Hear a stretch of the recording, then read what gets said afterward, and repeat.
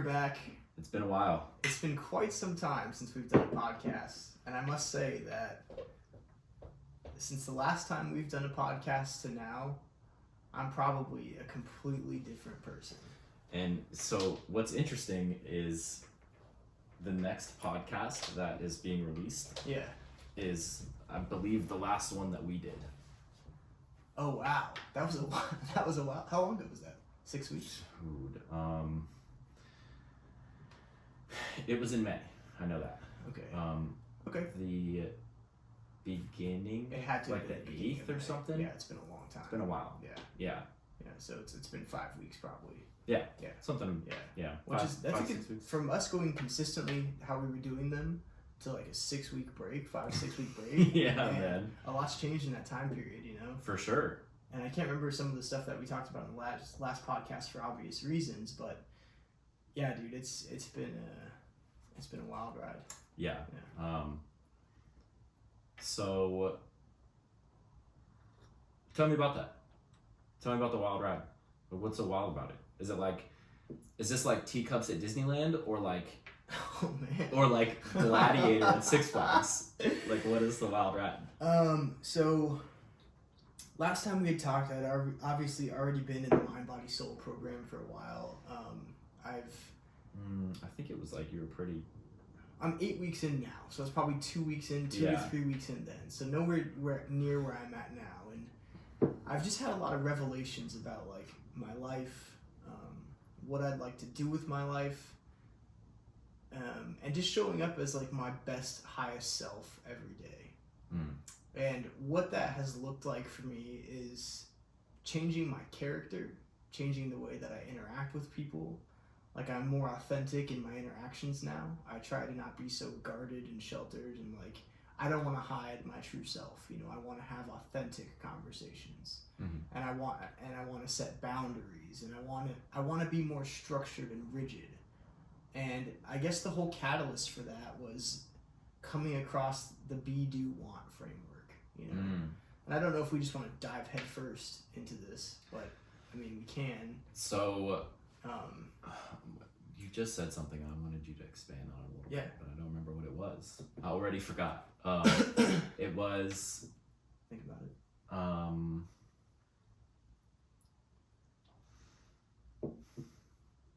Oh, you said you wanted to be more authentic and not hide and not shy away from like who you really are. Right.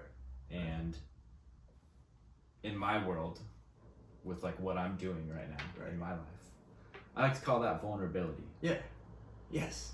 And then on the flip side, you also mentioned boundaries, which is another massive thing that I love to talk about. So let's talk excited about these things. Let's talk about it. Well, hold on. Okay. All right. First, let's do the be, do, want, because you started that off. Okay. We'll come back to mine. So I came across that framework in the program, the Mind Body Soul program, and what it is being the person that you need to be, like that you need to be, and doing the things that you need to do to get what you want out of life. So you start with a desired end result, like this is what I want out of life, and then you go backwards from there. And you say, who do I need to be? Who do I need to show up as in this world? And what types of things does that person do to get what they want? And that changed my life right there. So the reason it changed my life was because I realized I was doing checklists. I had a daily habit tracker, and I was adhering pretty well to that daily habit tracker. But at the same time, you know, I was like, as long as I hit these 10, 11 things per day, I'm good. You know, I'm good. I'm checking off the list here, and it feels good, you know. I'm getting dopamine releases every time I check one of these things. I feel good. I can go to bed rested, knowing that I did the right thing. But there wasn't aligned action behind that. There wasn't like, what is my purpose? What's the purpose of doing this tracker? Like, it's keeping me healthy and it's keeping me my fitness and my nutrition on track, but what's my North Star goal? What's my biggest goal? And am I really showing up in the world as the person that I need to be to achieve that goal? Or am I just checking the boxes here on this tracker to feel good about my day and to feel like I've made progress? And these things are like, you know, read for 15 minutes, like exercise during the day, dedicate some time to a side hustle, wake up before 7 a.m. Those are all good things. Those are good habits to have. And it was keeping my habits structured. But at the same time, I had no boundaries. Because I was hitting these things, that was my justification and excuse to behave in whichever manner I wanted to. Right? So I was like, oh, I'm doing this. I'm adhering to it. This is good. I'm making progress. I feel better. You know, my health is there. But why am I still having anxiety? Why am I still so worried? You know, what am I not allowing myself to feel? Number one, like, who am I not being that I need to be to get what I want out of life? You know? And so then I came across that framework and it was like, oh shit. Like, I'm checking the boxes and it feels good because there's a dopamine hit every time I check it. My percentage of me being on track increases every time I check a box, right? But my authenticity, the person I was being, the direction behind it, the intention wasn't there. Right? I was still just going through my day kind of like a zombie. Like, in between work meetings, I'd play Call of Duty on my phone. I wasn't like fully immersed in my work, giving myself uninterrupted work blocks and like focusing more time on my side business, my side hustle to build that. It was like I was very wish-washy on other things because I was hitting this, you know? And so I started to set boundaries.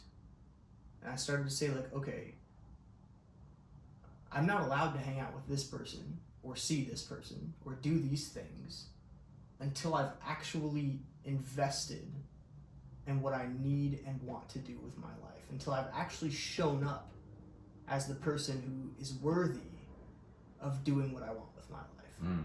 So this is,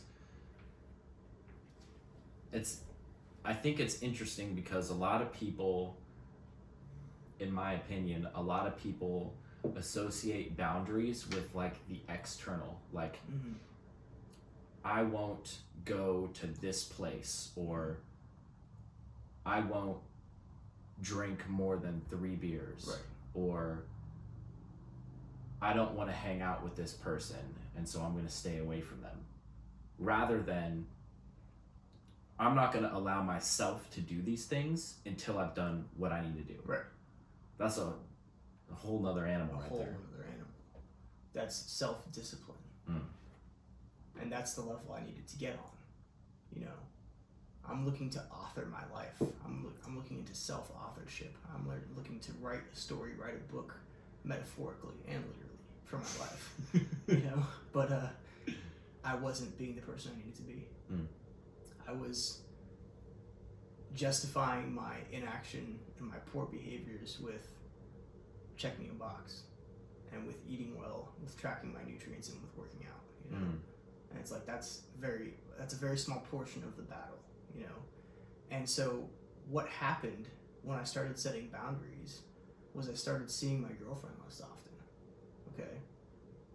And then I noticed that when I started seeing her less often, my desire to see her was like not there. It was like, oh, I have more time alone and I'm more productive with this time alone.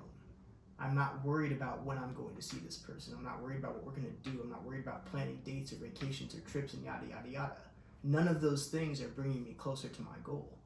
Okay, so this had been going through my mind for a while, and it's like, I really need to assess here. I really need to assess, does this person have a benefit in my life? Like, what is their role in my life? What are they trying to teach me? What am I growing? Am I being and doing better? And the answer fizzled down to like pretty much no, but I still like this person. So I want to stay with this person because like we have a good time together and we have a connection, whichever way you want to justify it, you know? And one night I was laying in bed and I had these feelings and I asked the universe. I was like, universe, give me a sign if this relationship is right for me or not. Give me a sign, because I'm setting boundaries now and it feels good to have these boundaries in place. It feels good to have this time to myself and I'm being more disciplined and this feels good, you know? I enjoy this. So like, give me a sign that like this is not the right thing. And then probably a week later, I got a call from her and she was flipping out about something that I had done, and she had hacked my Instagram. And from there, long story short, I knew it wasn't going to work, you know. The irony behind all of it is that she bought me this bracelet, which blocks out negative energy and negative people, a week before that happened. So it's interesting. Yeah. I mean, I don't know if you believe in signs, but I certainly do. I believe in signs. Yeah. For sure. Yeah. Yeah, man, I remember that because you called me like pretty late at night. Yeah. I called you shortly after. And you were like, this just happened. And I was like, this just happened? Yeah. And you were like, yeah, dude, I literally hung up the phone with her and then called you. And I was like, all right, let's see where we're at here. Yeah. Yeah, man, I think, but regardless of all that, we'll put that aside. That's, let's continue. Yeah, I think, speaking on the signs, they're there. Right. Whether you want to believe them or not. Right. And again, this is something that I was talking about on the podcast that I was on earlier. It's in the moment, you don't realize a lot of the time what the signs are or what they mean. But, go a little bit past that, like even a day, and then you look back at the day before and you're like, oh shit, that was a sign. Yeah. That was a test. Yes. But where it gets really fun, and like I genuinely mean fun, like it's exciting for me to like notice them in the moment and be like, what are we playing out here? Yeah. Like what's what's the game? What's the game? Yeah. What's the game? Yeah. And I fucking love games, bro. So like So it's bring it on, Yeah, I think when you're in the moment, when you're immersed in the moment, it's really hard to recognize, like when you're being tested by the universe, or in essence when you're testing yourself, because life is a repeat of patterns, a repeat of tests throughout your life. You'll experience the same situations over and over, partly because your subconscious mind, if you haven't cleared it and created new beliefs about yourself, it'll project recurring things into your reality, and you'll repeat that throughout your life until you die. Which is a miserable existence, and which is why you should go inward. But outside of that, you will continually encounter tests in your life, and if you aren't aware that you're encountering tests, you'll continually fail those tests. And a good way to become aware that you're encountering tests is to set boundaries. Yeah. To set boundaries for yourself. I'm really glad that you said that, because like you said, like it could be the universe testing you, right? But it can also be that little voice inside of your head that's like, just watch Netflix all day, bro. Yeah. Like, it's 3:00 in the afternoon and you put in like a solid 4 hours of work. Like, you don't need to do shit else the rest of the day. Reward yourself. Yeah. Just a little bit. Yeah. Just a little bit, Yeah. And then a little more. Yeah, and a little more. And then a little more. Yeah. And when you're able to like strangle that little person inside your head, be like, shut the fuck up. I'm not having any of that. Right. I got shit to do. Right. That's where the magic happens. Yeah. Like that's where you really start to see the changes. Where when, as Joe Rogan would put it, you conquer your inner bitch. Yeah. Yeah. For sure. Yeah. Like I just listened to the Joe Rogan podcast with Jocko like 2 days ago. Yeah. This is the new one. Right. And they were talking about how Jocko has spoken on this before, where it's like, oh, it hurts? Good. Yeah. Oh, this is difficult for you? Good. Yes. Yeah. This sucks? Good. Yeah. Embrace it. Right. Like, right. Don't. And that, oh man. Here we go. I'm so glad you brought this up, because this is a huge part of my philosophy. A huge part of what I abide by and what I eventually want to teach the world, right? Is like, I said this on my Instagram the other day, but you look at yourself as a human, as a giant muscle, okay? What is the way that you grow muscles? You put them under a significant amount of tension, pressure, resistance, and volume. And they break down. When you do that process, they break down. And then they callous themselves so that they get bigger and stronger. And that when you go back to do that thing the next time, to put it under pressure, volume, intensity, so on and so forth, the next time, that thing is now bigger and stronger, so it can handle a heavier load. It can handle more volume. It can handle greater intensity. And the exact same thing applies to humans. Damn. The exact same thing applies to humans. You have to impose adversity, purposefully impose adversity on yourself. Put yourself in obstacles, put yourself in challenges, put yourself in uncomfortable situations so that you can break yourself down. Because when you repair, you'll come back stronger. You'll come back better. You'll come back bigger.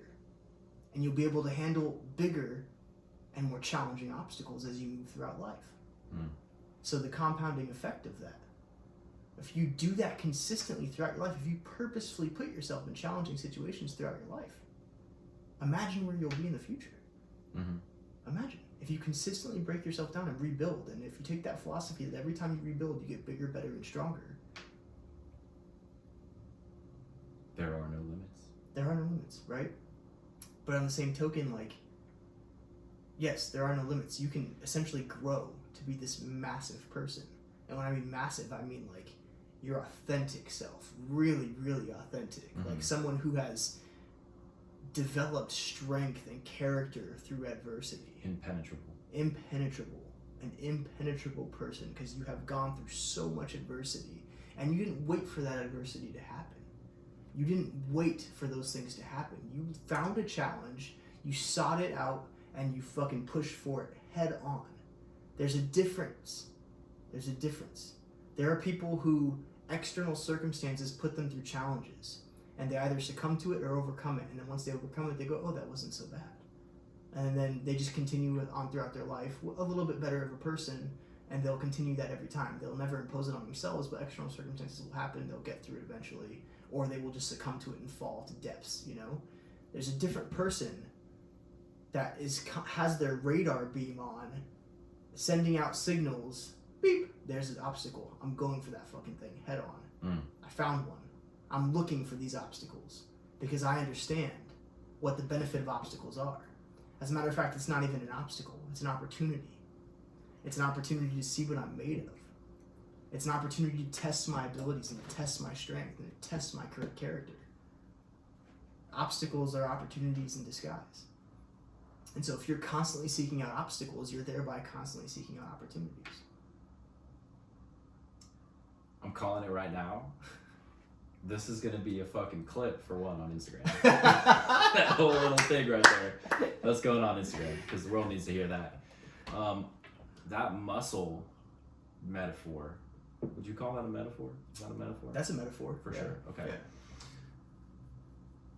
That just blew my mind. I never heard that before. That just makes so much sense. Right. Like,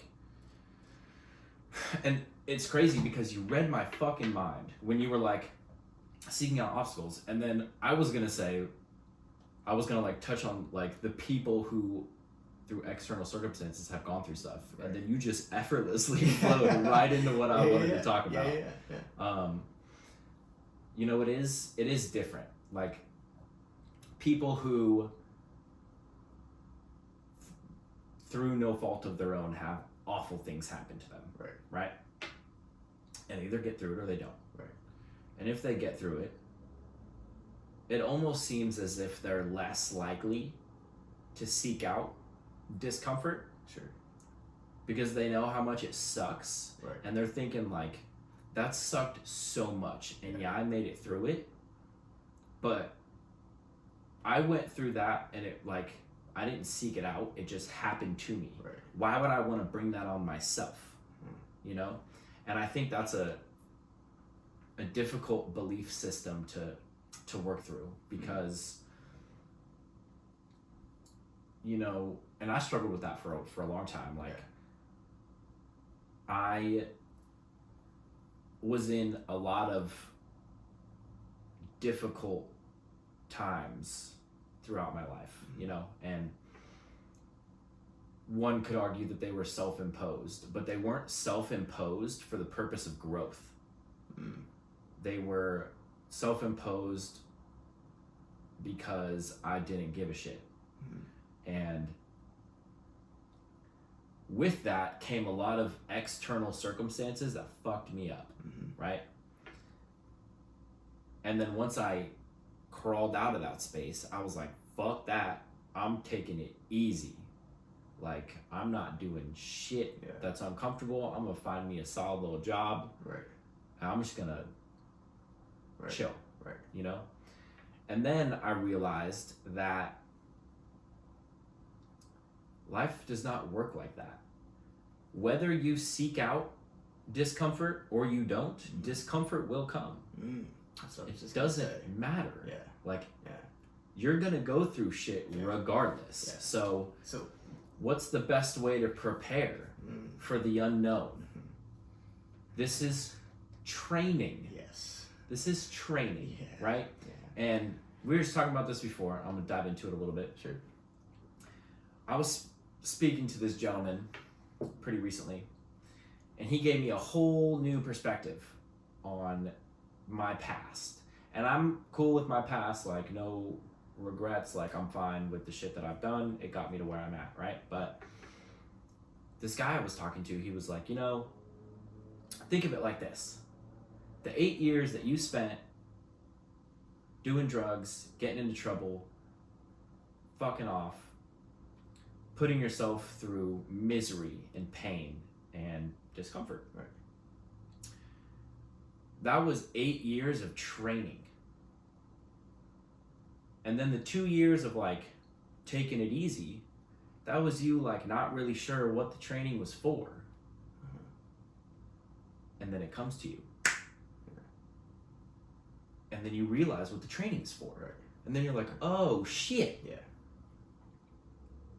Like, I understand that my past makes me who I am, but like, why though? Yeah. Why did it make me into this person with this perspective and this view of the world? Why? Well, I'm starting to understand that. Okay. I'm starting to understand why these things have happened to me and why I did certain things to get me to where I'm at. Because I'm meant to do something. Sure. Right? But now I recognize that the discomfort is gonna come regardless. Like, it's not over. It's never over. And so the only way to, not the only way, but the best way to prepare for the unknown is to challenge yourself and see what you're made of so that you know what you can withstand. And that's why I love the muscle metaphor, because it's training. Yeah. Like, you are training for the future unknown. Right. Be prepared. Yeah. So to take back to what you said, like, this is great. You went through a very uncomfortable period. Okay. You got out of that uncomfortable period and you said, fuck it. I'm going to be comfortable. I'm going to get a comfortable little job. I'm going to have a comfortable place to live. I'm going to be in a comfortable relationship. Okay? Mm-hmm. That comfort doesn't result in growth. That comfort is a safe space of mediocrity. Mm. And eventually, mediocrity becomes uncomfortable. Eventually, comfort becomes uncomfortable. Because the same voice that tells you, man, just sit on the couch and watch some Netflix. For every one of those you have, you also have a, nah, man, you should be doing more. And you know you should. Mm.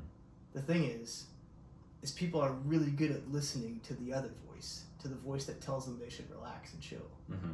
It's the rarity for people to listen to the voice that says, are you doing enough? Are you sure you're doing enough?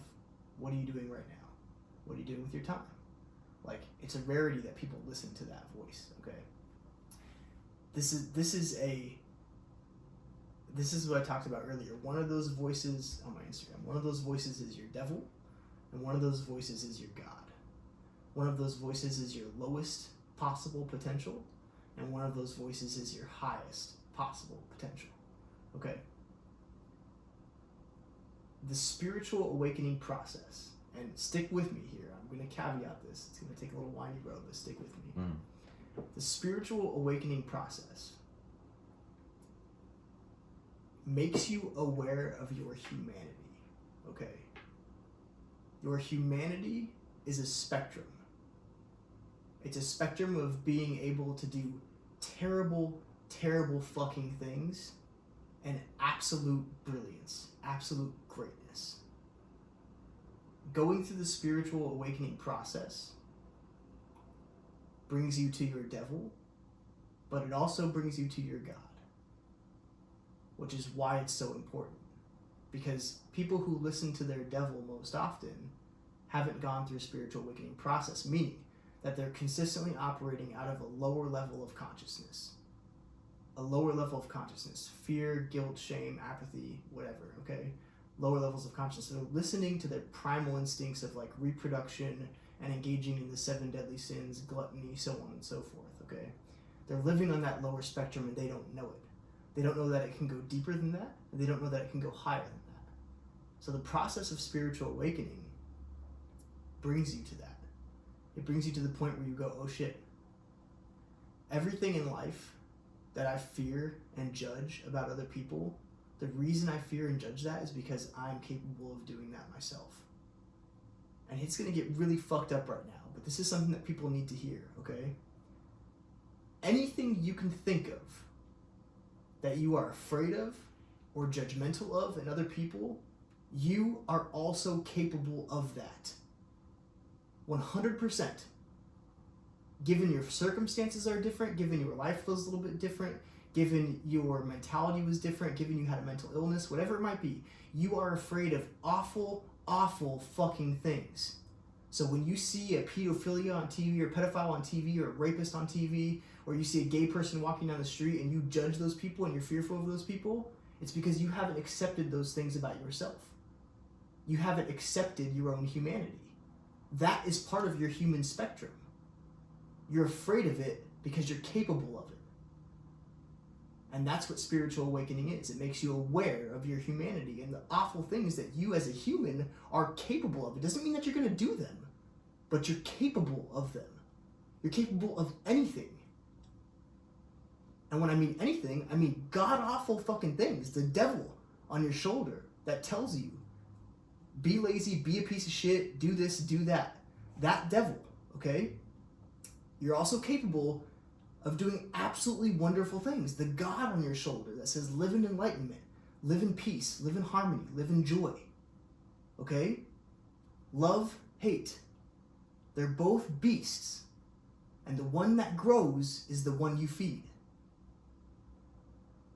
So, if you want me to explain to you the importance of the spiritual awakening process, that's it. Because if you feel like you're going through your life consistently at a steady pace, you wake up, you feel okay that day, you have your cup of coffee, you drive to work, you do your day at work, you come home, you eat dinner, you feel okay, consistent level of emotion through the day. If that's your day, you're living asleep. You're living asleep. And when you wake up, it's so much different. When you wake up, there's days you have anxiety, and there's days you feel like you're on top of the world. Because you are now aware. You're aware of your emotions. You're aware of your triggers. You're aware of your judgments, fears, and opinions. So when you feel those things, you know something's up. And you can't ignore it now.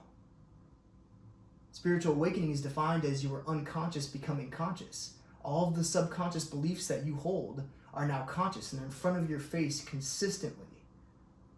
So you're seeing them as you go throughout your day, and it's harder to avoid, which is why you get stuck in an anxiety trap or a fear trap, but it's also why you get moments of absolute bliss and joy and love and acceptance. It's a spectrum now, and your life is a continual ebb and flow of riding that spectrum, and going through the process of spiritual awakening is learning how to surf the wave. It's equipping yourself to surf the wave of life, the emotions of life, to be aware of yourself and your surroundings and others, to be aware of your judgments, opinions, fears, whatever, to be aware of all of that and learn how to navigate it. When you're awake, your life looks like a heartbeat monitor, right? When you're awake, that's a sign of being awake in a hospital. There's the ups and downs, right? Your heartbeats. When you die in a hospital, what happens? You flatline. It's the same thing in life. holy shit. There was a lot there. There's a lot there.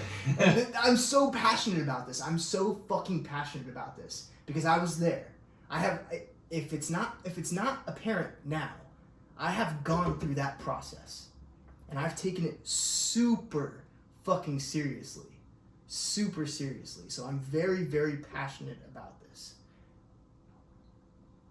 I'm going to bring it full circle.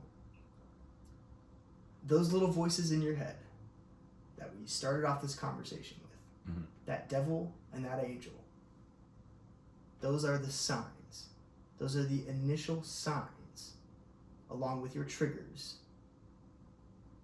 of being a catalyst for spiritual awakening. Whatever you're listening to more, the angel or the devil, that should be your sign. Just being aware that there's an angel and a devil should be your sign. Yeah, I think Sorry. we've all seen that. Sorry. No, it's good. We've all seen that, like, in like old cartoons, like the devil and the angel on the shoulder, right? And like one's like, come on, man. Yeah. Join me on the dark side. Engage in your And the guy's like, no, you don't want to do that. Right. You don't want to. Right. And, we just chalk that up to like it's a cartoon. Right. But it's so much more than that. Right. You It's have not to think who thought to put that there? Yeah. Somebody who's aware. Yeah. That they're there. Adults are making these cartoons, okay? For sure. Yeah. Like, this isn't like little kids that just think like, oh, it'd be fun. Yeah. Like, nah, man. Right. These are people who are like, oh, how can we, and maybe they're trying to spread awareness to the children by doing that. Right. Who knows? Right. 95% of people don't give a shit. Right. 99% of people don't give a shit. 99% of people aren't aware. Right. They either are not aware or they're aware and they're okay with being lazy slob. I don't know. You don't think know, man. And I'm gonna contest that because I think okay, let me take a step back. When I say aware, I mean awake. Okay. I feel like once you're awake, because then, and I know this, I've learned this, when your consciousness expands, okay, it cannot contract. Mm-hmm. Okay. Once you become aware and once you become awake, you can't go back to being asleep. Right. So, we could take your theory and your assumption, and as a matter of fact, I'll retract a little bit. You could be right, but that would mean that those people are consistently engaging in self-betrayal. For sure. Because they're awake, they know, and they're not taking action on it. I don't think that hearing that voice inside of your head constitutes being awake. No, it doesn't. So this is what I mean by like, okay. You can hear that voice Yeah. and go that direction over and over again. Yeah. And some people are totally fine with that. Right. But you're right. Like, once you get, like, my view of reality from, like, as it is right now to what it was immediately pre-COVID-19 lockdown is so unbelievably different. Right. And there's no way that I can go back. Right. And I don't want to. Exactly. You know? But even if I wanted to, I couldn't. You couldn't, yeah. And because you would feel a disgusting amount of self-betrayal. Right.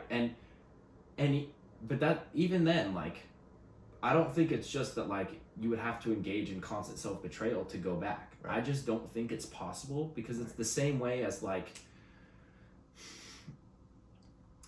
do you think that if you, how can I give an example of this? Do you think that if you didn't speak for 2 years that you would forget how to talk? No. Exactly. Because you're consciously aware of how to talk. Right. Yeah. This is why people can do vows of silence and come out of it after a few years. That's what I'm saying. So like, yeah. Once you're there, you're there. It doesn't matter. Right. Like, game over, bro. Yeah. Like, as in, not game over, there's nowhere left to go, but game over, like, you've now reached the point of no return, right? Shout out Immortal Technique, the point of no return. That's like, a great song. I always said that if I was like some type of competitive fighter, that would be my for sure, bro. That'd be my walking out song. That song hypes. Yeah. It's like pretty intense, pretty gnarly, but like also hype. It's very hype, yeah.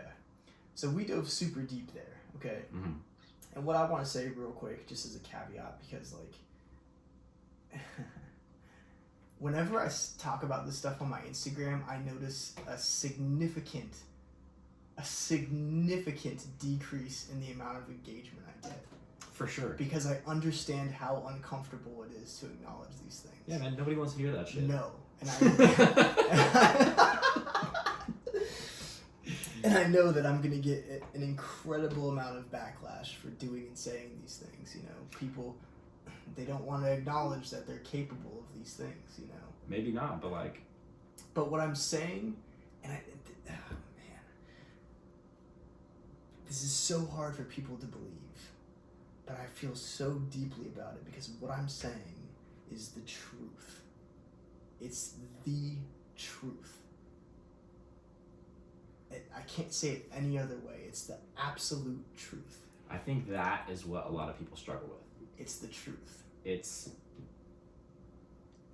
I think that a lot of people will hear you saying these things and they'll be like, well, that's your truth. Yeah. That's what you believe. Right.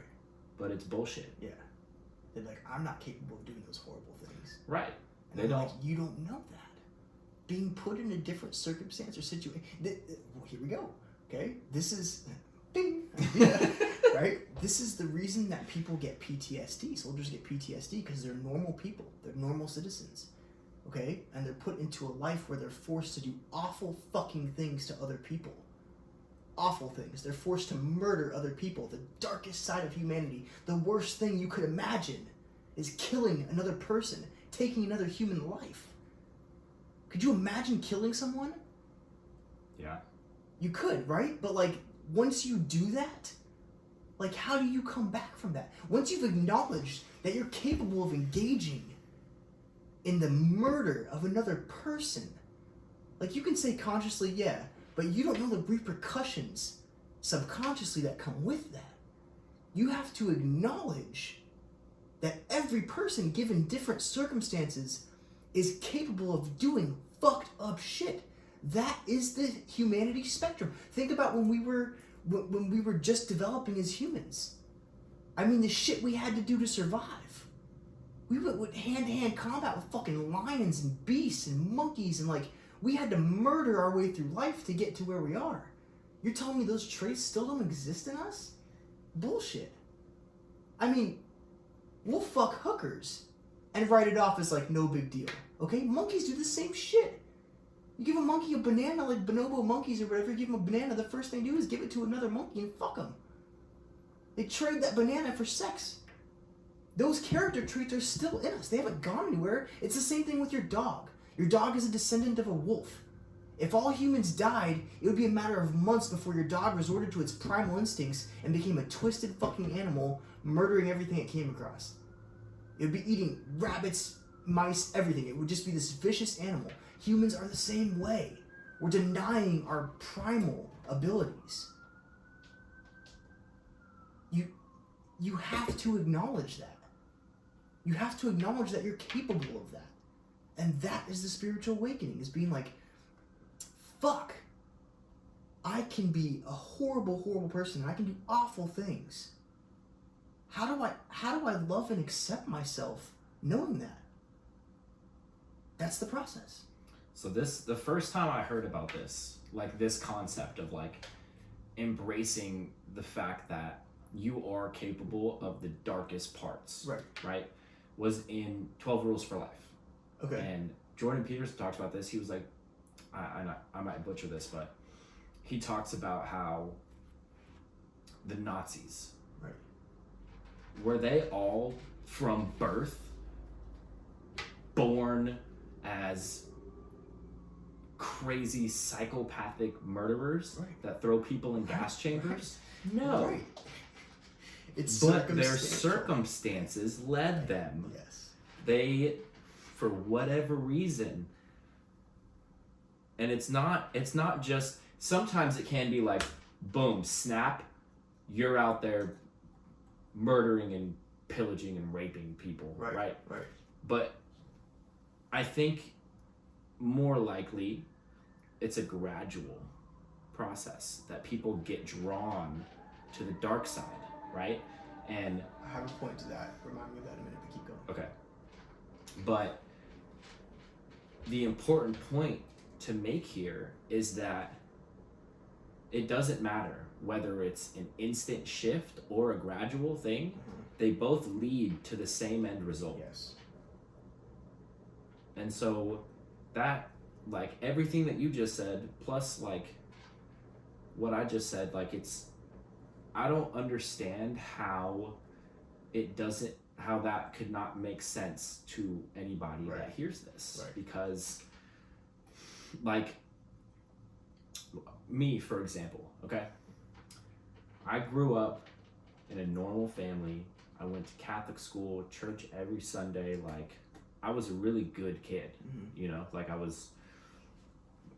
my mom's probably biased, but, like, she was like, you were such a great kid, blah, blah, blah. And, like, same, like, my aunts and uncles, they're all like, oh, you were great as a kid, you know? And then I end up selling coke for X amount of years, and I'm, like, smoking crack, and, you know, like, stealing my mom's credit card, and, like, jacking money out of my little brother's wallet while he's sleeping, and did anybody think that was gonna happen? Like, did my parents, like, that's a rotten egg right there. No.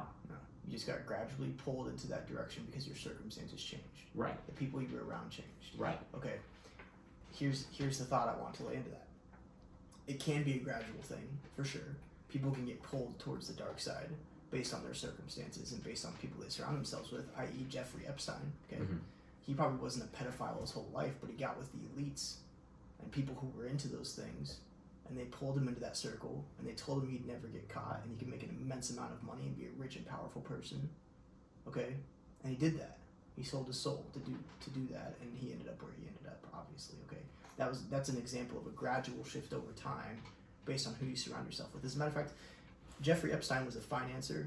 Okay, I don't know his whole background, but he was a financer for some elite people. Very smart guy. He didn't even have a college degree. Yeah. How did he get in that position?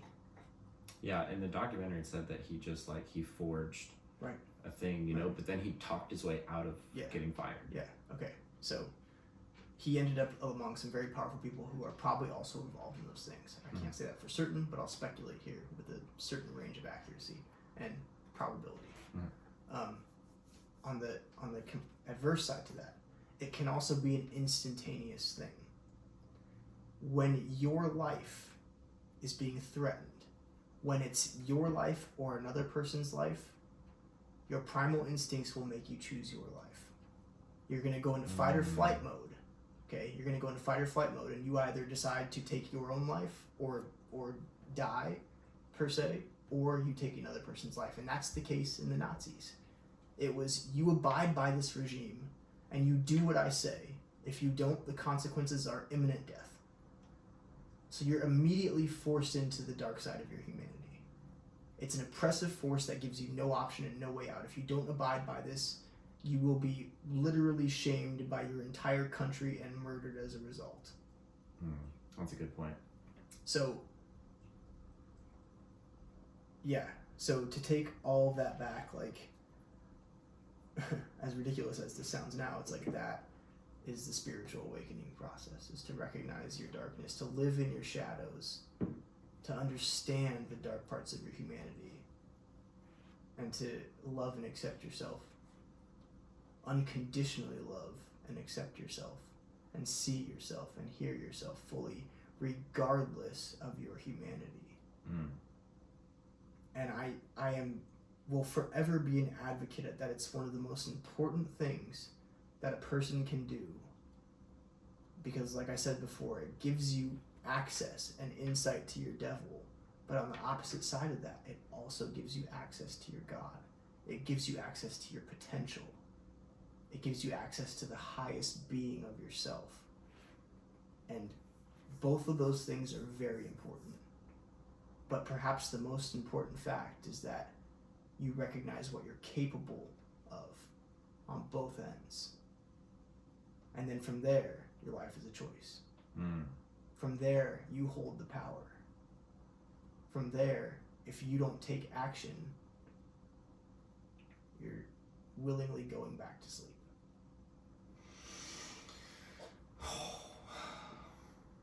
A lot to think about, people. It's a lot to think about, yeah. But this is why I'm so passionate about it, is because, like I said, I was there, you know. I was there. I was in a dark place for a very, very long time. And when I say a very, very long time, like, it was probably 2 months, 3 months maybe. And that's a long time to be in a very dark place. When you're in it, seems that's like forever. And when I say a dark place, I mean, like, engulfed by shadows. Like, everywhere you look is darkness. There is no light at the end of the tunnel. Nobody poked a pinhole in that black balloon I was living in and said, here's the way out, you know? So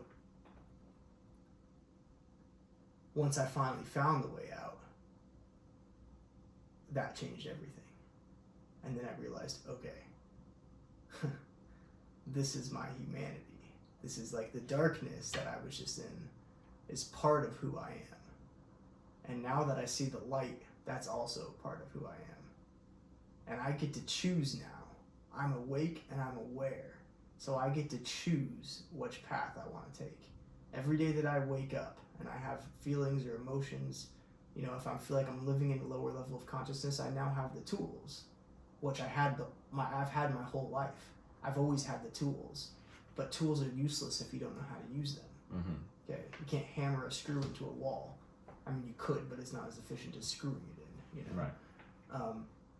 And I know how to use them now. So now when I wake up feeling a certain way, or when I have certain emotions that I recognize as being lower states of living, I can pull myself out of there. I can sit, accept, breathe, love, and pull myself right out of there. And that feeling, even though I have to endure darkness sometimes, more often now than I ever did before, I also get to enjoy light far more than I ever did before.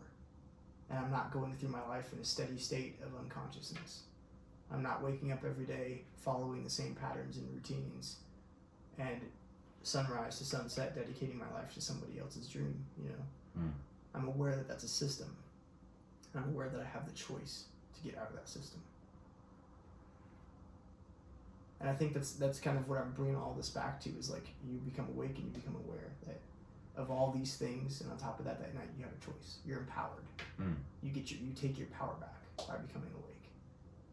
You take your power back. You become personally powerful again. I think you said it's one of the most important things that a person can do. If not the most important. I was gonna say. Yeah, if not the most important. I don't think, like, you could do some pretty incredible things without doing that, but like, if you go through this process, the ability to exponentially increase the amount of impact that you have on the world. Yeah. Like, yes. It's, yeah.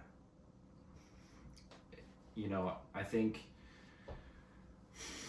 my experience in this world is like, I think I've had a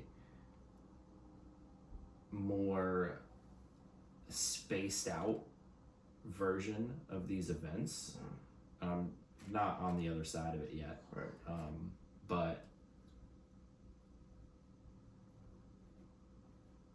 I would say I can't put a frequency on the amount of, like, or how often these little epiphanies come to me, but they come regularly. Okay. Where I'm doing something and I'm like, oh, hold on a second. Why? Or like, what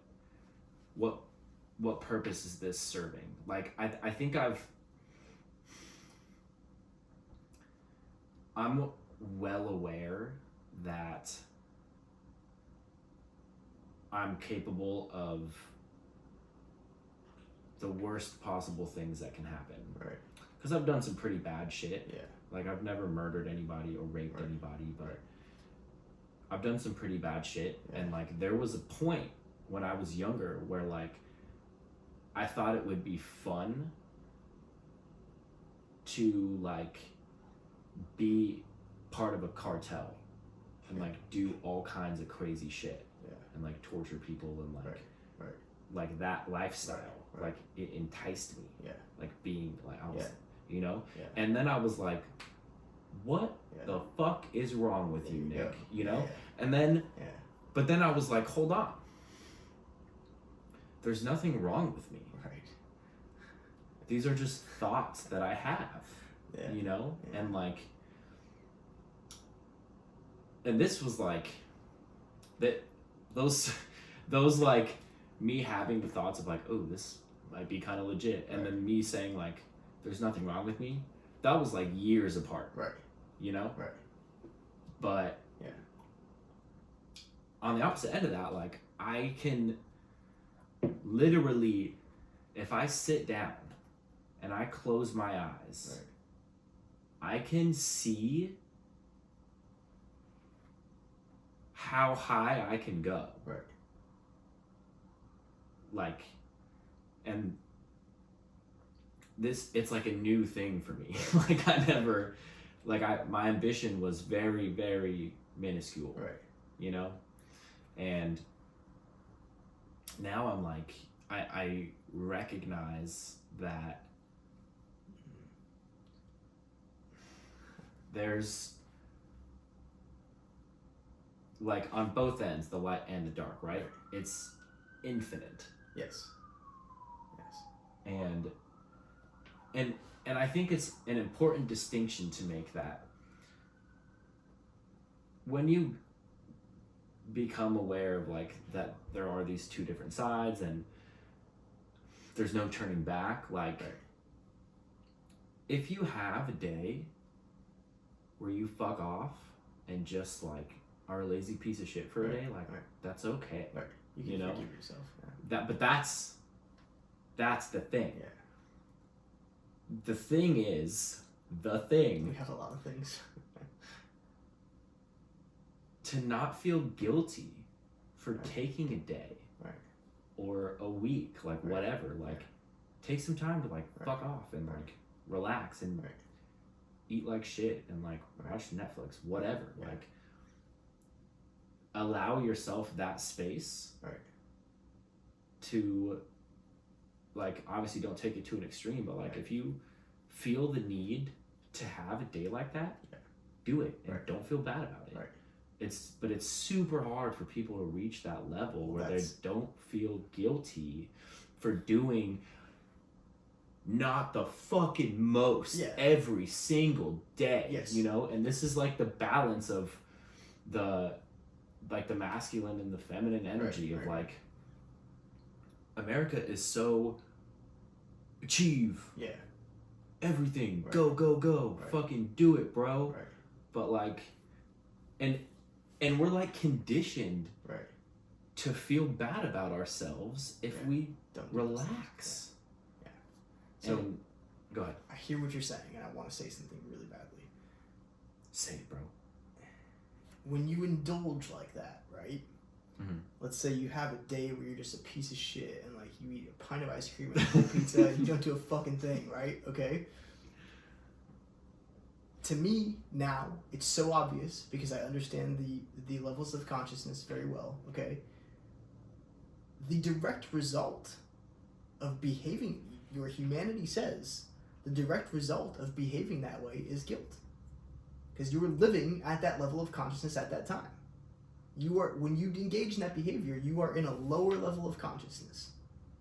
You are in a lower state, a lower vibrational frequency. And when you're in that vibrational frequency, you have no choice but to feel guilt. I disagree. Okay, go ahead. I don't think that because you're at a lower vibrational frequency, that the automatic thing that you feel is guilt. Okay. There's like, let me ask you this. I'm not okay. Let me take a step back real quick before you go. I'm not saying guilt is the only emotion that you can feel in that state. I'm saying the lower levels of existence. Guilt is in there. Guilt is one of them. Yeah. You can also feel shame, fear, so on. So there's a lot of negative emotions in there. So you can feel a lot of ways. My point is that when you're in that lower level of frequency, you're going to feel some type of negative emotion about that because that's the level of vibrational frequency you're in at that time. Okay, but how, like,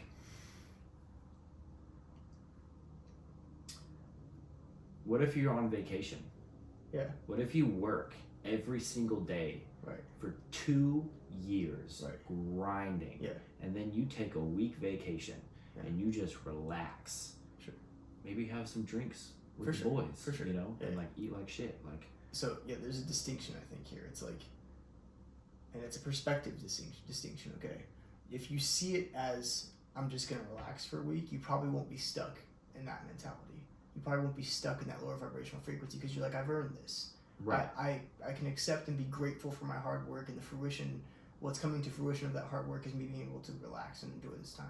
If you go into it with the perspective of I'm gonna be a piece of shit today, and I'm gonna engage in fucking shitty activities like laying on the couch doing nothing and downing a pint of ice cream and a whole pizza, then that thought process puts you in a lower vibrational frequency. For sure. So that's the distinction. Yeah. So that's what I was saying. Like, because and the other thing is like when you do that, if you go into it without like thinking like I've earned this, it's much harder to break that cycle. Right. If you go into it and you're just like you've been kind of slacking off all week, and then it's like, let's say somebody works Monday through Friday, right? And Friday afternoon comes and they've been like half-assing it at work all week, and like the standard American. Yeah, right. And then Friday night comes and they're like, okay, I'm just gonna go out and get hammered. You know, get some tacos, whatever. And then you come home and you wake up the next day and you're like, well, you know, it's the weekend. And I don't really feel that good because I drank a lot last night. So like, I'm just gonna chill. You know, and there's no sense of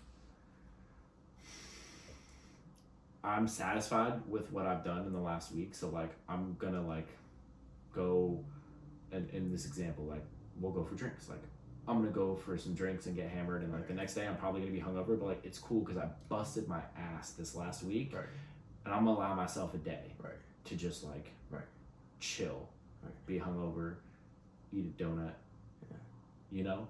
But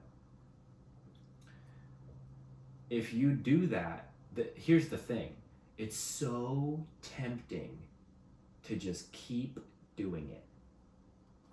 Once you do it once, you're like, ooh, damn, that was legit. Like I didn't do anything all day. I just got to lay in bed and I think what you're describing right now is like someone who is unconscious, you know. You're describing the patterns of someone who is not awake. Who is just like, that's the standard American right there. Work my ass off during the week and use that as an excuse to fucking be lazy and do whatever I want on the weekends, you know. That is literally someone who goes through life unconscious. That is the coasting that I was talking about, you know. Good point. So yeah, that person might not feel any guilt or shame or whatever because they're asleep. They're not aware. They're not aware of their spectrum of emotions. They're not aware of like what they're doing. It's just like, this is my routine. This is the comfort zone that I've fallen in. And this is how I perceive life. My level of consciousness has not expanded that there's more than this. So this is my current level of consciousness. This is where I go through life like this. And I'm okay with that. Most people are. Because they're not aware. It's once you become aware and you engage in those activities, then you feel those feelings. Then you feel like, oh fuck, maybe I was too much of a piece of shit this weekend and like I should be doing something else, you know? Like, you have to be aware, I think, is the catalyst before feeling that way about it. I think there's, I don't know, there's so many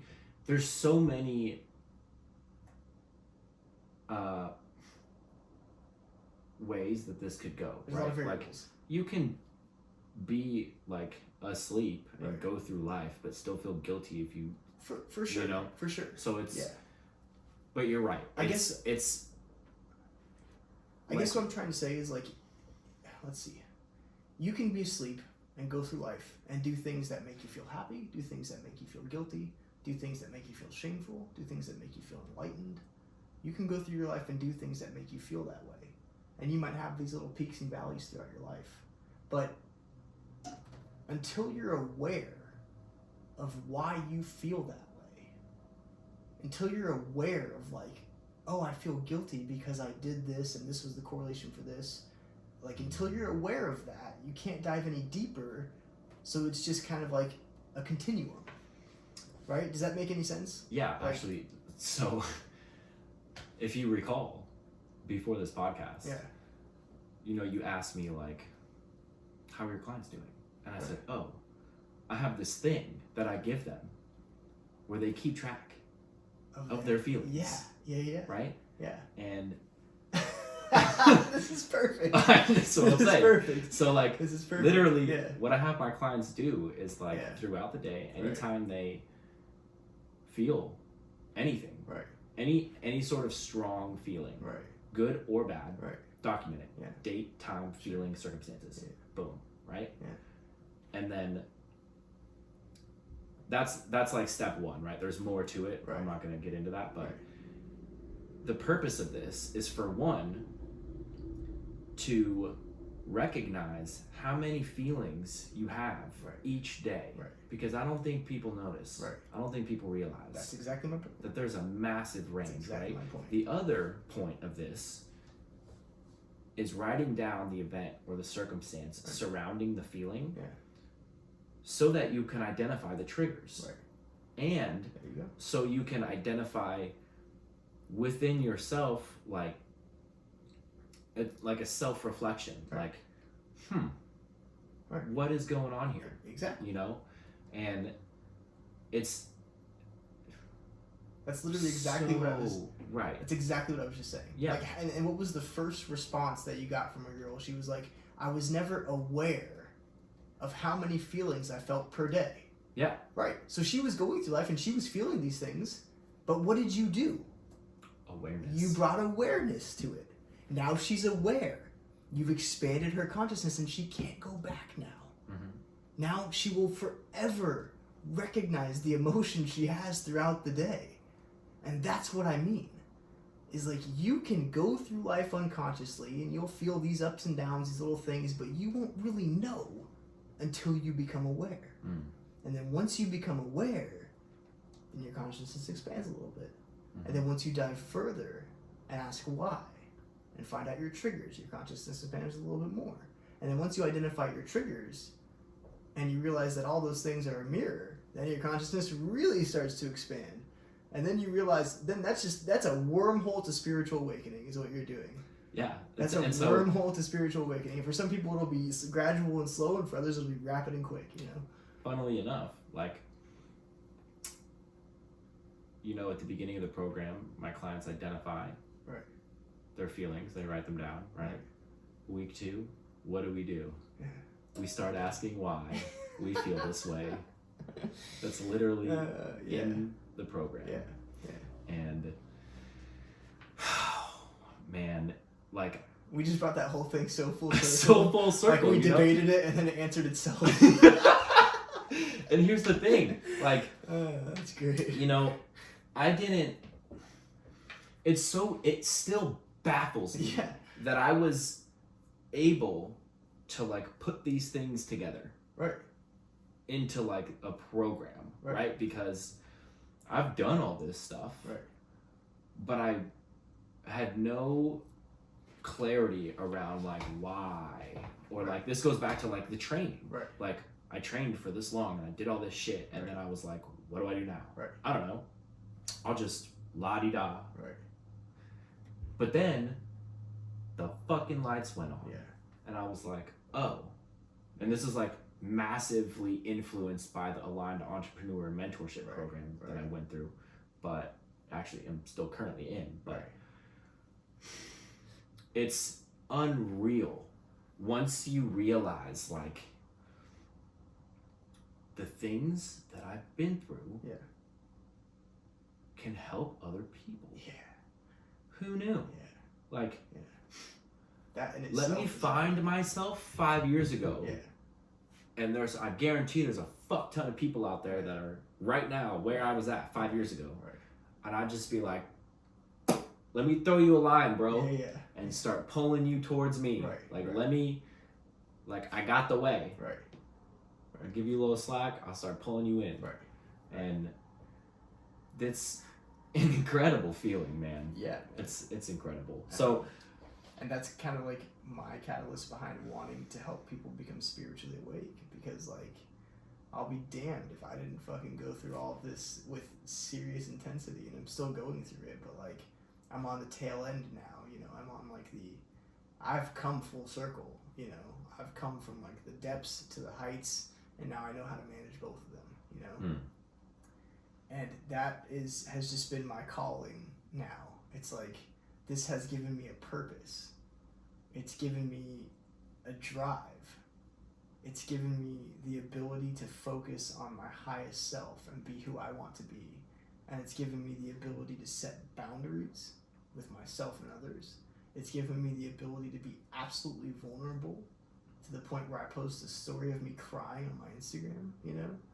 Like, it's given me all these tools. It's given me all these things, and the reason I can do these things is because I came home to myself. I accepted myself. I loved myself. throw in the word unconditionally after all of those. Yeah. Like and that's the thing about spiritual awakening is you can't help after that. You have to unconditionally love yourself because you now understand all of the conditions of your humanity. Good point. You know what I'm saying? Yeah. You understand every condition of your humanity. So now your only option is to unconditionally love yourself. If you don't, you're going to kill yourself. That's the way it's going to go. You either unconditionally accept and unconditionally love yourself, being aware of your spectrum of humanity, or you just can't take it. You can't take it. You can't take the fact that you're capable of doing these things. You can't accept it. And that's it. And that's Interesting. it. So like unconditional for sure, you know, and then to see and to hear yourself, like the best way I could put it is like to look in the metaphorical mirror and not look away. You know? Yeah. To look in the metaphorical mirror and like not have to divert your eyes from yourself. When you look in the mirror, you still see your soul. You still see yourself. You know? It's not gone. It's still there. You just gotta find it. Yeah. And I mean, man, I will forever be a catalyst of this process, and moving forward, like I'm very certain that dedicating my life to helping people through this process is one of my purposes, for sure. Yeah, I think it's interesting, but also very accurate of you to say one of your purposes. Yeah. Because I don't think somebody I suppose it's possible that a person may only have one sole purpose. Sure. I find it highly unlikely. It's highly unlikely. But this is something that I was talking about earlier, like not here, but earlier today. I don't know if my life's purpose is to help people embrace the vulnerability and like improve the relationships that they have with themselves and with others. Right. Could be. Right. What I do know is that it's my purpose right now at this point in my life. Sure. This is what I'm meant to be doing. Right. And I'm doing. And that's all that matters. Here's the thing. It's like, here's a very empowering thing. You can create a purpose. You can focus on one thing so intensely that all those vibrational waves of energy that you're putting out will then hone in on that thing, and you will get so good at it that it becomes your purpose. Think of any artist or musician who started out playing piano when they were awful, but they did it repeatedly over and over and over again until they were so good that it became their purpose to share that talent with the world. That's a good point. Anything can become your purpose if you work on it and refine it. I think of the purpose because you'll have multiple of them. Okay, I think your purpose in the same way that yourself, like you shouldn't find your purpose, and you shouldn't find yourself. You should create your purposes, and you should create yourself, because there are an infinite variety of yous in the world. You can be any one of those people. You could choose to be an alcoholic. You could choose to be a public speaker. You could choose to be a drug addict. You could choose to be a CEO. You could choose any of those things. And if you work diligently towards being that type of person, you will become that person. There's an infinite amount of versions of you that exist in the universe, and it's your choice which one you choose to become. I agree, except for the drug addict part. I don't think that people choose that. Well, I'm not saying that like people who are drug addicts have chosen that path. I'm saying that you could, in theory, choose to do that. Yeah, I guess sure. what I'm Like trying the to average say, person could be like, I'm just gonna go balls deep into it. yeah, for sure, and that's what I mean. It's not so much like saying that people who are drug addicts chose that life. That's not what I'm saying. What I'm saying, and perhaps those are bad examples, but what I'm saying is that like you could choose to join a gang. Right. You know, you could choose. You can choose is what I'm trying to say. Right. You have choices. There are an infinite number of versions of you that exist. Is what I'm trying to say. Mm-hmm. Okay, and like where you direct your energy and your power and your flow and your thoughts and your perspective and where you direct all of that molds and creates who you are going to be, and that person that you are going to be best serves yourself in that moment of time if you so choose it to be. If you choose the best version of yourself, it's always going to serve yourself best in that moment of time. And I think your purpose is the same way. You can find something you love so much and you can do that, and that becomes your purpose, and you share that purpose with the world, and then by you sharing that purpose with the world, it could open your eyes to something else that you want to do, and then you can redirect your purpose. And it's the same thing with you as a person. You can create yourself to be someone, and then decide that you don't want to be that person anymore, and create a new self, and create a new self, and create a new self, and so on and so forth. I think that's an important point to make is, you know, I think a lot of people believe that like, this is just the way I am. Yeah. Nonsense. Yeah. There's a quote by Carl Jung that says, until you make the unconscious conscious, and then I can't remember what it says after that, but like you'll go through your life and you'll just call it fate.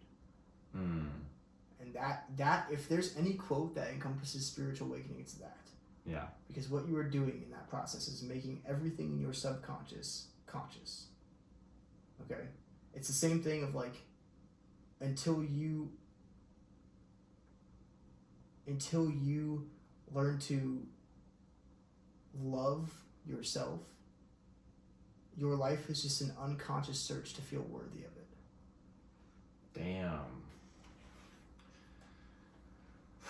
So think about the amount of people that get into relationships and they find a partner and they're like, oh, this person loves me. And like most people, this is the path of most people. They get into relationships because they're looking for love. Mm-hmm. Okay? Their life is an unconscious search to be loved. When in reality, the whole time, all they had to do was love themselves. And that's where I'm at now. That's why it's so hard for me to be in a relationship, because nobody can give me those things. Like now, I don't want a relationship with anyone. I'm realizing in my life now that relationships are for beginners. 100%.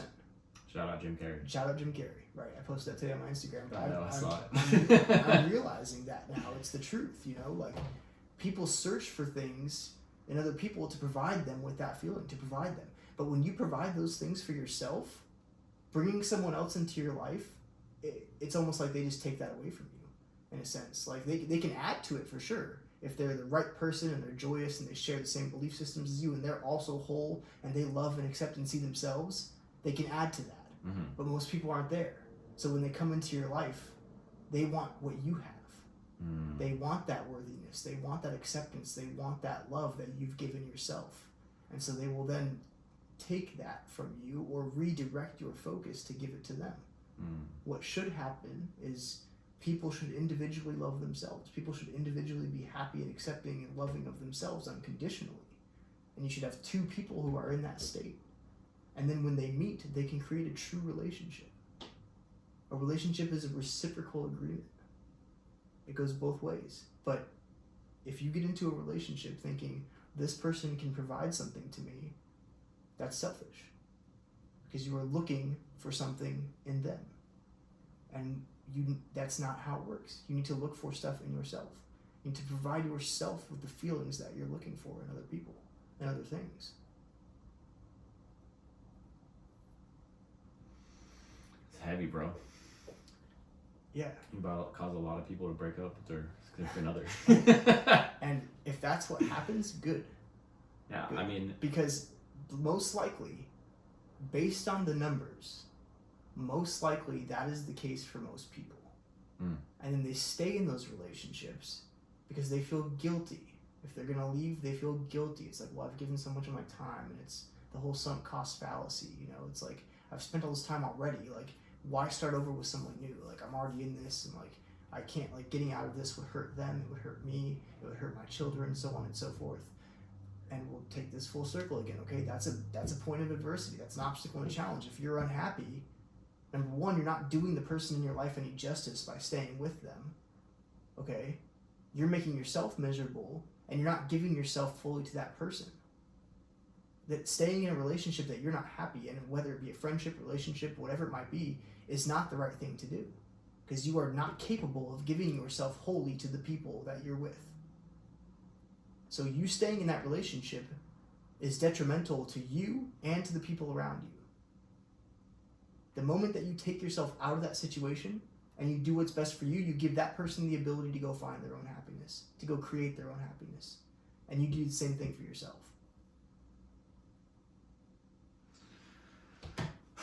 Well, I 100% agree with you. And this is what we talked about last time I was over here, like taking an extended period of time. Yeah. To like figure out what the fuck you're about. Right. And like what characteristics of a mystery person would you need to like complement you in a way where it's mutually beneficial? Right. I guess you could say. Right. You know, like, and I think, you know, another, well, I guess adding on to what you said, like, you know, people go in like looking to get something from someone, and I think a large majority of people just like can't be alone. Right. Because it's so scary, you know? Right, because they don't love and accept themselves. Right. Well, that's just and like so the outside validation. They're looking to get that from another person. Mm-hmm. It's an unconscious. They're not aware of it. They're not aware of it. They will get into relationships their whole life, and it's an unconscious search to feel loved and accepted. They're not doing it consciously. They're not saying, I need this person in my life because I'll feel this feeling of like love and warmth and acceptance. No. It's an unconscious thing. People are bonding unconsciously because they haven't provided themselves with those feelings and those needs. So they're not going through life thinking, like actively thinking, I need to get something from this person. Their subconscious is doing that for them. Their subconscious is trying to protect them, trying to keep them safe, trying to protect their ego by validating their self-worth through having a mate, through having a partner. That's a good point.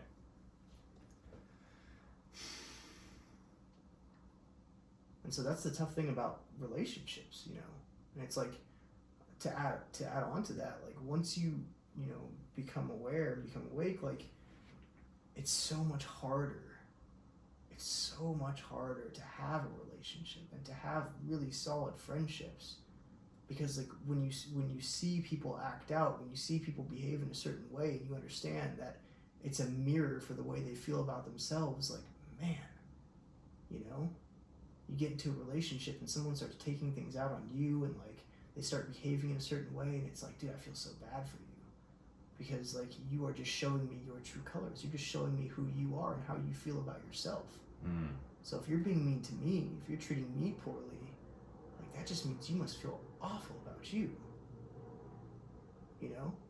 If you're lashing out, if we're in a friendship and like for some reason you know, we hit tough, turbulent times and you lash out at me or say things or behave in a certain way, like all you're doing is reflecting how you feel about you, you know?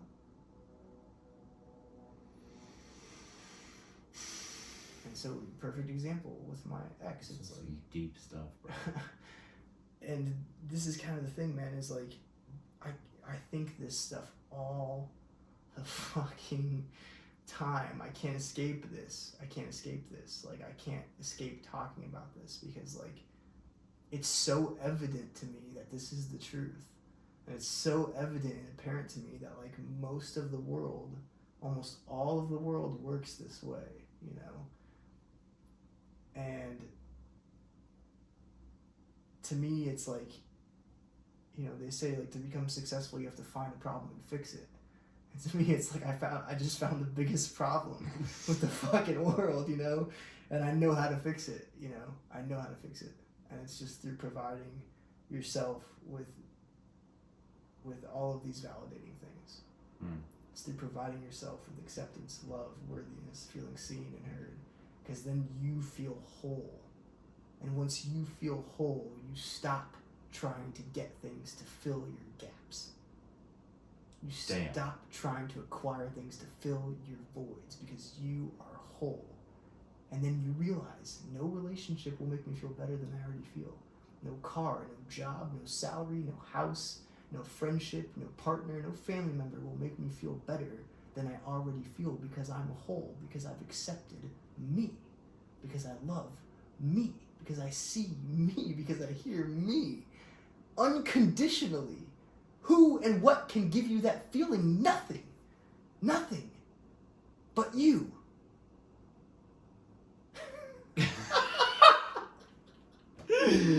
Oh man, dude, your eyes get so fucking intense. Because I feel. I know. Man, like, I know why. I'm just like like if like, man, I can't. Like, this is it. This is it. This is the secret. So what do you do with it? What do I do with it? You specifically. I share it. I do what I'm doing right now with you. I share it. I try to tell everybody that this is the way it is. But you see, people can only understand from their current level of consciousness, and that's the dichotomy of all this. Is that, like, I can painstakingly tell people this till I'm blue in the face, the passion and intensity in my eyes. I can sit here and drill this into someone's head, and it will never resonate unless they're aware, unless they're conscious. It will never resonate until they're operating at a higher level. So, and that's the what part. How do I bring people to a higher level of consciousness to where they can understand my message? Yeah, I think it's because there's levels, right? There's like,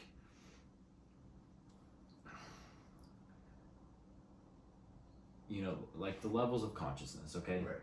How do you, from the outside, get someone to realize that there's more? That's the question. Right? How do you bring awareness to someone? Mm-hmm. So I think, and for one, earlier you said the shit you post on Instagram, you get a lot less engagement. Yeah. Right? When I talk about stuff like this. However, which is the majority of the shit that you've been posting lately. Yeah. I've noticed your followers increased. Yeah. Okay. There's something to be said about that. Okay. The number of people that follow me have increased.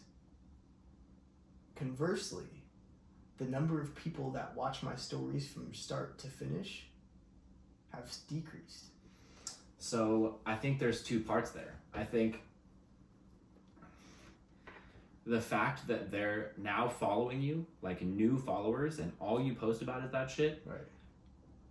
I think that they're like on the cusp, and they're like you've said some things that they're like, damn, okay. Yeah. But then some shit is just so outlandish that they don't, so they're like in this like twilight zone, you know? So then the question becomes, what's the tipping point for them?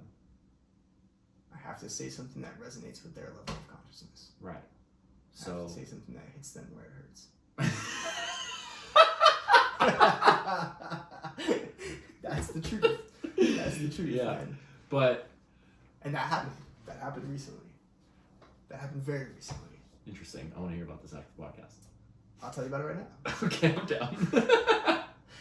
I had a new follower, a new guy follow me, and he DM'd me. And he was like, hey man, just want to let you know, like, I like your stuff. Appreciate the messages you put out. I said, thanks man, no problem, you know. And he responded and he was like, truthfully, the way I found you was one of my friends started following you, and you said something that they knew I had a problem with, that they knew was something that I struggled with, and they forwarded your story to me. And I watched your story, and that resonated with me. And so then I followed you. And I was like, ah. So somebody knows what level of consciousness this guy was at. Somebody close to him. And was like, oh damn, he needs to see that. He will see this because this will resonate with him. And so she hit him with that, and that resonated with him. And that was, you know, if he had seen or heard about me before, that would have been considered the tipping point where he comes, you know, to the side that I'm on. Now, so I don't know what she sent him. I have no idea. So now, like, I have to put out content that resonates with that person. I have to put out content that, because he hasn't changed his level of consciousness. He's followed me. He may have become a little more aware, but now it's the process of guiding him and leading him. Yeah, but I was going to say, like, you don't have to put out content that reaches him where he's at. Like, and this is the hard part, because you don't have to, I guess the better way to say it is, the best way to go about it is just to continue what you're doing. And hope that little nuggets keep flowing to him. You know, little by little. Right. You know, and maybe he'll have that aha moment, you know. I think an even better result would be that 5 degrees of separation. Okay. He knows someone that my message resonates with, and he forwards it to them. And they know someone that message resonates with, and they forward it to them. And that is what I'm going for. That's organic growth. I want my message to resonate with more people. And so the only way I can do that is by accumulating more followers. And the only way I can do that is by putting out more content that's relatable to more people.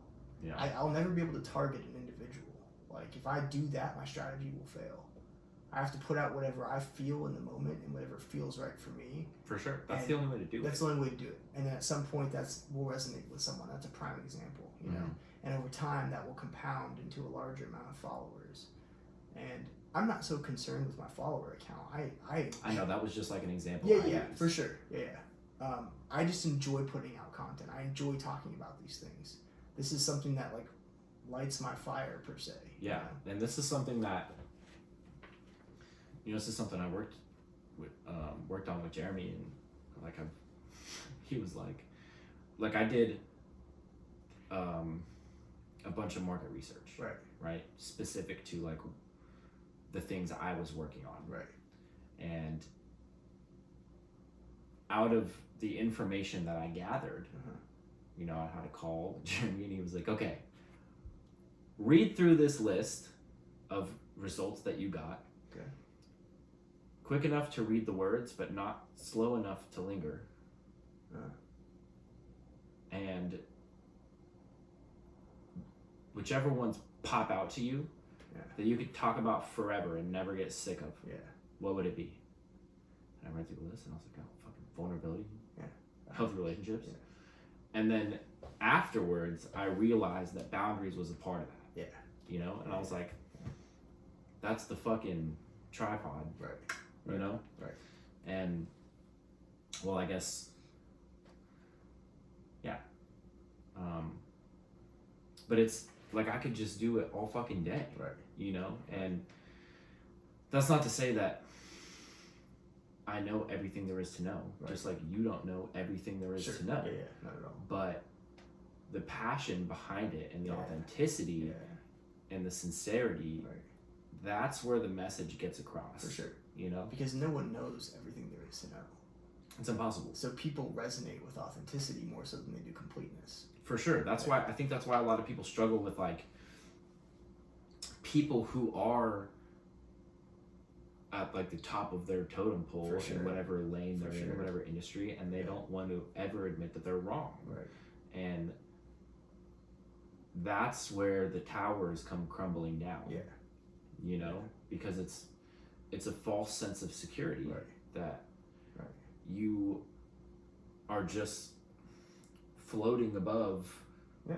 And you are this all-knowing, like that's not how it works. No. It's just a steady, or it should be a steady increase. Yeah. That's it. Right. There is no top. Yeah, exactly. There's no. It's not rigid. Right. Yeah. It's fluid. Mm-hmm. So like it's ever changing. The landscape is ever changing. Right. The world is ever changing. You can never know everything. Right. So you can get to the top of your field in whatever it is, but if you don't adapt and change along with the times, then you'll soon become obsolete. Right. You'll soon just be a forgotten person, you know. And that's why, shout out Jordan Peterson. Yeah. Pursue what is meaningful, not what is expedient. Not expedient. You know? That's such a powerful thing to say. For real, dude. It's because we all go after instant gratification. A lot, well, not we all, but most of American society. I think that everyone does until they realize that it's beneficial to not do it. And here's what I've realized recently is that, unfortunately, a lot of people don't realize that until too late. Mm-hmm. And the prime example here is my dad. I refer to my dad a lot. I love my dad with all my heart, don't get me wrong. But he has spent his whole life at a job that he never really liked, you know? And he spent his whole life acquiring new fancy cars because of his good pay with his job, okay? He spent his whole life acquiring external things.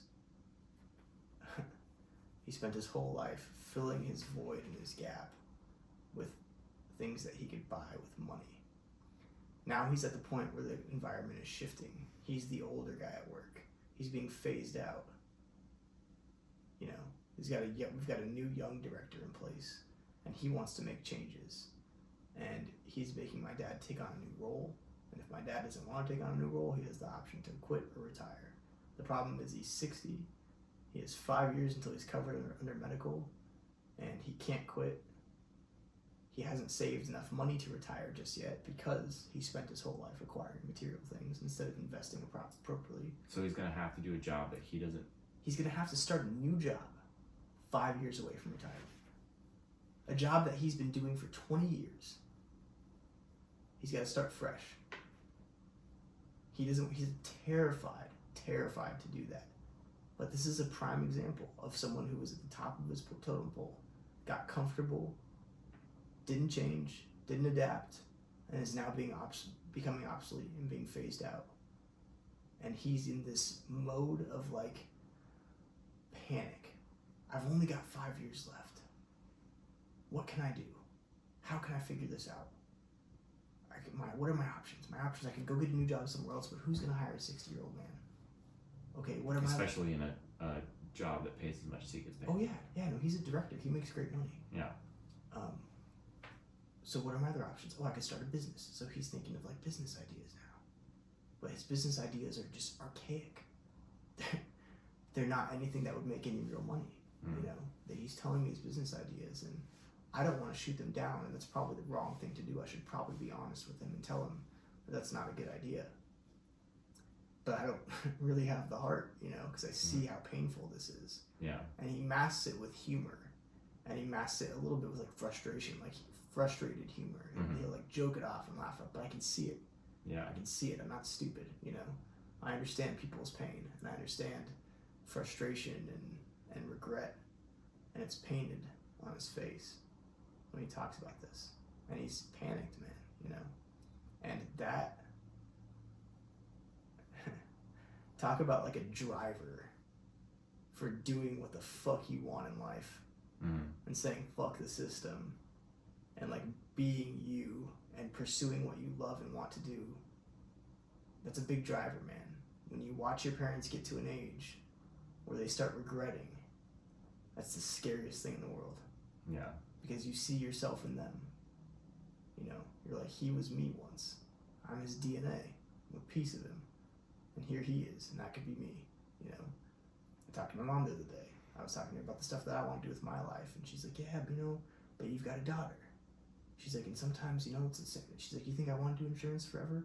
No, but sometimes you just got to make that sacrifice. And I was like, fuck no. I was like, I completely disagree. I believe in making sacrifices, but not the kind of sacrifices you're talking about. And this is another That's sacrificing yourself. Here's another thing I posted about.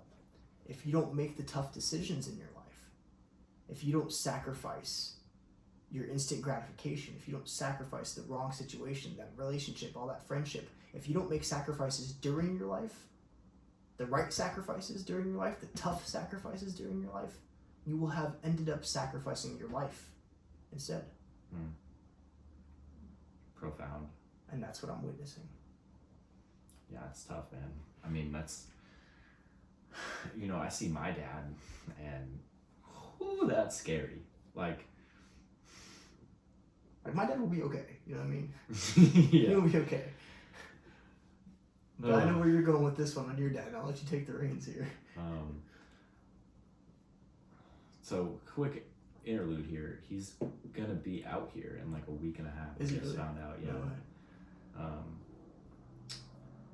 But my dad's 59 and Right. hasn't filed taxes in like a decade, maybe over a decade. He owes my mom An insane amount of child support. a couple $100,000. Oh my god, Child are you support. serious? Yeah.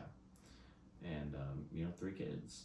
So if he filed taxes, So like the last legitimate job that he had that I know of, he was he got hired at a grocery store and like instantly became assistant manager. Right. And then just as quickly, 50% of his wages started getting garnished. Yeah. For like back taxes and child support. Yeah. And he asked my mom, like, can you tell them not to come after me for the child support? And she was like, it's too late. Like, I can tell them to stop, but they're not going to stop. Right. Because it's gone too far. Right.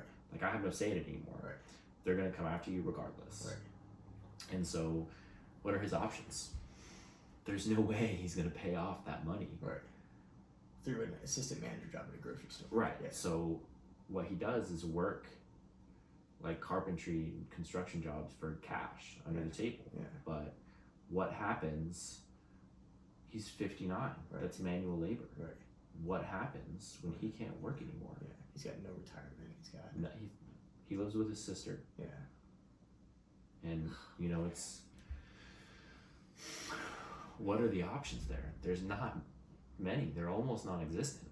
His only option, well, I don't want to say his only option, but one of his options is to start a business of his own and make money through that and just pay taxes as he goes. And he could start like some type of construction or like a remodeling business, hire a few people. And Yeah, but he had a business. He was a contractor out here. yeah. But how? No, I know. I hear you. That's what I'm saying is that's like, an insurmountable amount of money for that late in life. Yeah. To just start from nothing and be like, I gotta support myself and continue to work well into old age just to be able to pay off debt. Imagine being 60 and being in that position. That's what I'm saying. And to me, that's just absolutely terrifying. That's my point. And it's terrifying. like, dude, there is no way that I will allow that to happen. Right. Because I can literally, I can see it happen. Like, out of the corner of my eye, it's always there. Yeah. Like, I can picture myself in that exact position. Right. And it's terrifying, man. Yeah. It's terrifying because my dad and I are so similar. Yeah. So similar. Yeah. And, oh, man. It's tough to think about, man. And, my dad and I aren't super close. And, I feel bad for him. Right. I really do. But at the same time, these were all his choices. For sure. It was his decisions, yeah. That's it. That's all there is to it, And he's responsible for his own life, he's an adult. So. Right. And this downward spiral that he was on, it didn't even happen until he was in his early 40s. Damn. And then it just tanked. Yeah. Yeah. You know, and so there's a quote. I guess we can kind of close with this. There was a quote that I read today that ties directly to that. It said that there was 2 boys that grew up with an alcoholic father. One of the boys grew up to be an alcoholic, and when asked why, he said, "I watched my father." The other boy grew up to be sober and successful, and when he was asked why, he said, "I watched my father." Mm-hmm. Your circumstances don't determine your outcomes. Your perspective does. Facts. All right. Let's call it, bro. That's it, dude. Cheers. Cheers, the empty man. mugs. I got a little bit left. Oh, killed mine. Yeah. Done. Woo. God damn, dude. This is a good one. Why do they My heart always... is racing right now. You know, yeah. it seems as though every time there's like a break in between these, they're just so epic. Yeah. You know? And that goes to say, like, how much transformation you and I are both going through in our lives right now. Yeah. Because yeah, we that's go a good off point. and we go through these fucking stages in weeks. We're going through these developmental stages at such a rapid pace, and we come back together, the dynamite is lit. And just yeah. You know? And like, for those that are listening, like, this is the first podcast that we've done in a while, but like, not the first time we've hung out. We haven't been hanging out as regularly, but like, I came over here on my birthday, and like, we were sitting around the table. Yeah. It's like me, you, Jeremy, my girlfriend, and like, we were like getting into some shit around the dinner table, eating tacos. Yeah. Like, this is not like abnormal. Yeah. This is everyday shit. This is that we normality. this is just what we are. You know? Yeah. These are the conversations that we have. Yeah. And that's the thing, is like, as I get older, as I grow into the person that I'm going to be and supposed to be, my friends are becoming few and far between. Because it's like, these are the conversations that I want to have. Mm-hmm. I don't give a fuck about the minuscule, mindless talk that people wanted, the little chatter just to fill space and time. I don't fucking care about that. You know, I can be like, "Hey bro, what's up? How you doing? I'm doing well. What's up with spiritual awakening?" Immediately. Immediately. I want to dive into the real shit, you know? I want to dive into the real shit. I hate surface level conversation. You're going to see some people run for the fucking hills. Oh, dude, like, I've already lost, like, so many... I've been in self-isolation for a hot minute. I haven't hung out with anyone for a hot fucking minute. Because, like, I don't care to. What am I going to talk about? What do you want to talk about? I don't want to talk about the shit you want to talk about. I want to talk about fucking golf and all that. Like, I don't want to talk about that, you know? Like, I just don't, man. I don't have the mental capacity or space to dedicate my energy and time to meaningless shit now. That's what it is. That's a boundary that I've set. I don't have, on the fringes out here is meaningless shit. Right here in this zone is meaningful stuff. Life stuff. Responsibility, investments, finance, fitness, health, nutrition, fucking spiritual things, awakening, the whole... This is my spectrum. This is my narrow range of view. And if you cannot talk to me about something that's going to benefit your life or my life, I don't want to talk about it. That's where I'm at. I love it. That's where I'm at. I love it. Yeah. All right, my friends. Let's call it. Until next time. Peace.